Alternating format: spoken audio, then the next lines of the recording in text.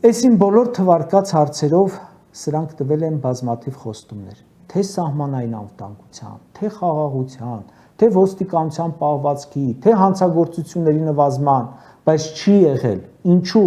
Որովհետև այս մարդիկ ընդունակ չեն, ինչքան էլ լավ գաղափար, ծրագիր լինի, չեն կարող իրականացնել։